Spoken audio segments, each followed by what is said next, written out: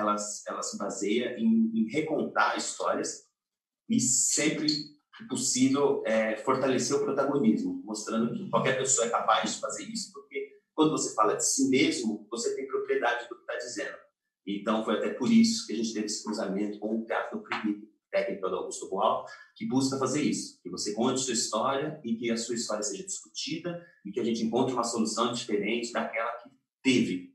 Talvez essa fundição entre o teatro oprimido como técnica e a prática da manifestação popular fez com que a gente escolhesse um caminho que é esse, de contar histórias, mas não apenas contar histórias, mas recontar elas da maneira como a gente vê elas, né? Do que eu acho que é o movimento de dramaturgia rural, né? Dentro disso, a gente tem várias outras técnicas, né? A gente tem as técnicas que trabalham a questão da luta ancestral, estudo da identidade oprimido, onde a gente discute. Hoje, por exemplo, a gente viu muitas pessoas falando sobre o samba de bumbo, sobre tradição, muitos brancos, muitos negros. A gente vê que o lugar de fala ainda é algo muito latente na sociedade. E nessa técnica de trabalhar a ancestralidade é um pouco disso. Eu lembro que uma vez em Valparaíso, no Chile, eu estava dando essa oficina e uma mulher branca chegou para mim e falou: poxa, mas então eu não posso fazer uma luta pelo racismo e tal, valorizar a cultura negra, todas essas coisas. E eu disse para ela: talvez sim, porque você pode participar, porque no mundo plural e pós-moderno, criar segregações é quase antiético.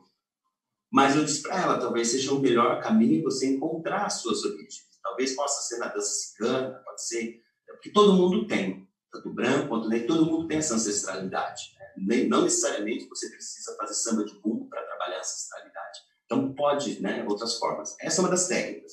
Outra técnica que a gente utiliza muito e que a gente fez, por isso até que eu estou com a camiseta do MST, porque foi uma experiência que a gente teve no primeiro encontro do Sem Terrinha, lá em Brasília, e nessa experiência a gente trabalhou o teatro oprimido e com crianças, né, de 5 a 9 anos. E o teatro oprimido tem uma grande dificuldade, porque a solução tem que partir daquele que trouxe a história. Geralmente uma criança de 7, 8 anos, ela não pode solucionar nada.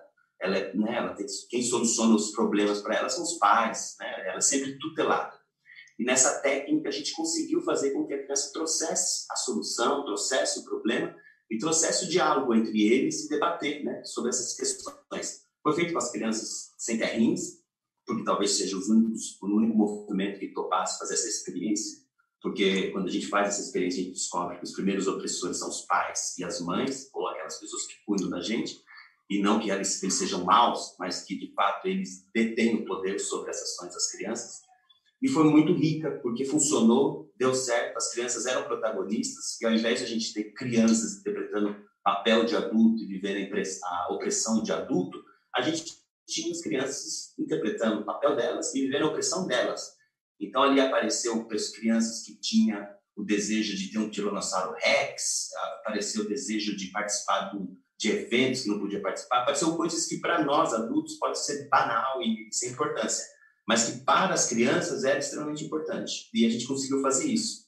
E a técnica só aconteceu porque a gente fundiu a questão dos objetos, que é uma técnica extremamente importante quando a gente conta as histórias, né? Os objetos eles estão presentes na maneira como a gente media o mundo, e a gente, ao invés de trabalhar a realidade, a gente começou a trabalhar com as crianças a questão do que não é real, né, para o adulto, mas que para a criança está cruzando o imaginário e o real, eles vão se cruzando e vai e volta, vai e volta.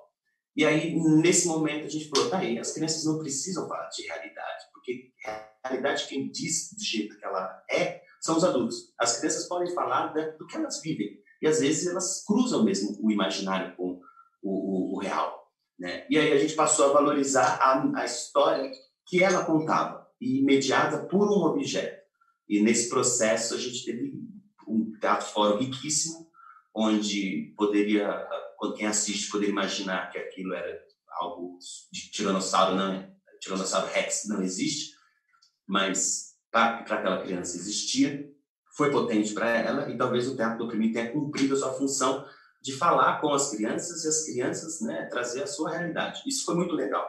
Isso só aconteceu porque a gente tem esse caminho pela questão da oralidade. Em 2013, quando eu saio em viagem pelo mundo, eu vou nessa coleta, né? Então, eu passo por alguns países, e nesses países, eu sempre, quando me reúno com os grupos, né, de teatro, seja do interior ou da capital, eu sempre perguntava, mas vocês têm histórias locais para contar? E as pessoas me entregavam um livro, me contavam histórias, às vezes falavam, olha, eu conheço um fulano que tem uma história. E eles me contavam essa história e eu ouvia aquelas histórias que eram imaginação, não fazia muito sentido com a realidade, que era uma história totalmente diferente do que a gente entende como real. Mas aí você via como aquilo estava impregnado na cultura deles, na prática deles e no modo de pensar daquela sociedade. E aí você via essa potência. Então, acho que a viagem que eu fiz com o Bim, um amigo meu, foi muito enriquecedor nesse sentido, de ver que essas histórias, por mais impossíveis que elas possam parecer, elas escondem, no fundo, uma grande verdade. E aí foi onde a gente falou, tá aí, vamos trabalhar isso com as crianças.